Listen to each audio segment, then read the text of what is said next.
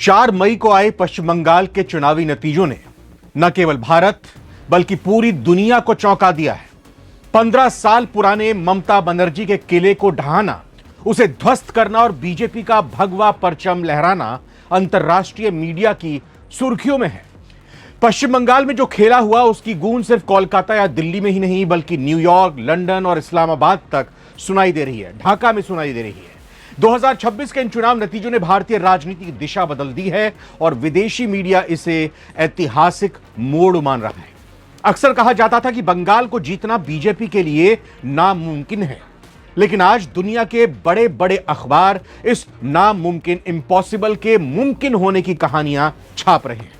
तो आगे एक एक करके इस वीडियो में हम देखेंगे कि अमेरिका से लेकर मिडिल ईस्ट और पाकिस्तान से लेकर बांग्लादेश तक के अखबारों ने बीजेपी की इस बंगाल फतह पर क्या कुछ लिखा है। शुरुआत करते हैं दुनिया की महाशक्ति अमेरिका से। न्यूयॉर्क टाइम्स ने अपनी हेडलाइन में लिखा है, हेडलाइन तो इंग्लिश में लिखी है लेकिन मैं आपको ट्रांसलेट करते हुए हिंदी में बताता हूं। मोदी के हिंदू राष्ट्रवादियों ने भारत के विपक्ष के गढ़ पर कब्जा किया। अमेरिकी मीडिया का मानना है कि ममता बनर्जी की हार केवल एक मुख्यमंत्री की हार नहीं बल्कि भारत में क्षेत्रीय पहचान की राजनीति पर राष्ट्रवाद की बड़ी जीत है। वहीं वॉशिंगटन पोस्ट ने लिखा कि यह जीत 2029 के आम चुनावों के लिए एक ट्रेलर है। वो लिख रहे हैं कि अब भारत में पीएम मोदी को चुनौती देने वाला कोई भी बड़ा चेहरा नहीं बचा है। अमेरिकी विश्लेषकों का कहना है कि बंगाल की जीत से मोदी की वैश्विक साख, ग्लोबल इमेज और भी मजबूत हुई है। अब बात करते हैं हमारे पड़ोसी पाकिस्तान की। वहां के मशहूर अखबार डॉन ने इसे एक चिंताजनक बदलाव करार दिया है। पाकिस्तान की मीडिया की नजर इस बात पर है कि बंगाल में बीजेपी की जीत के बाद अब एनआरसी और सीएए जैसे मुद्दों का क्या होगा।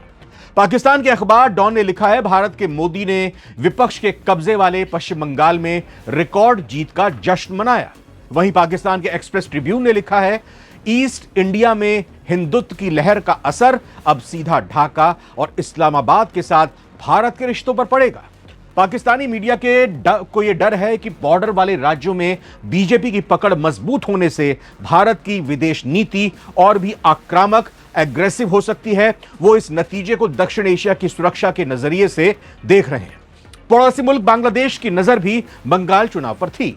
वहां के जाने माने अखबार ढाका ट्रिब्यून ने पश्चिम बंगाल में इतिहास रचने जा रही बीजेपी तृणमूल को मिली बड़ी हार की हेडलाइन से खबर छापी है।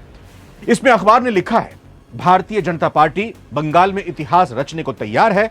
इस राज्य में आजादी के बाद अपनी पहली बार बीजेपी सरकार बनने जा रही है। 7 समंदर पार ब्रिटेन के अखबार द गार्जियन ने इसे the end of an era यानी एक युग का अंत बताया। गार्जियन ने लिखा कि ममता बनर्जी, जिन्हें आयरन लेडी माना जाता था, उनके 15 साल के साम्राज्य का ढहना यह बताता है कि बंगाल की जनता भ्रष्टाचार और सिंडिकेट राज से तंग आ चुकी थी। ब्रिटेन के अखबार बीबीसी ने लिखा है कि मोदी की भाजपा ने भारत की सबसे कठिन राजनीतिक मोर्चे में से एक बंगाल पर विजय प्राप्त की। ब्रिटिश मीडिया ने इस बात पर भी जोर दिया कि बीजेपी ने इसे कैसे बंगाल की संस्कृति और अस्मिता को अपने साथ जोड़ दिया। उनके मुताबिक यह जीत केवल राजनीतिक नहीं बल्कि सांस्कृतिक, कल्चरल चेंज की भी है। खाड़ी देशों के प्रमुख न्यूज नेटवर्क अल जजीरा ने इस नतीजे को अल्पसंख्यक राजनीति के नजरिए से देखा है। उन्होंने अपनी रिपोर्ट में लिखा कि बंगाल में मुस्लिम वोट बैंक में हुई सेंध ने टीएमसी को कमजोर किया। अल जजीरा का कहना है कि यह नतीजा बताता है कि अब भारत के हर कोने में मोदी मॉडल की स्वीकार्यता मिल रही है, जो भविष्य के लिए बड़े संकेत हैं। तो साफ है कि बंगाल की जीत ने पूरी दुनिया का ध्यान खींचा है। विदेशी मीडिया अब मान रहा है कि भारत में बीजेपी युग अपने शिखर पर है, चरम पर है। क्या आपको भी लगता है कि विदेशी मीडिया का विश्लेषण सही है? क्या वाकई बंगाल की जीत ने मोदी को अजय बना दिया है? अपनी राय हमें कमेंट बॉक्स में लिखकर जरूर बताइएगा। फिलहाल इस वीडियो में इतना ही। नमस्कार।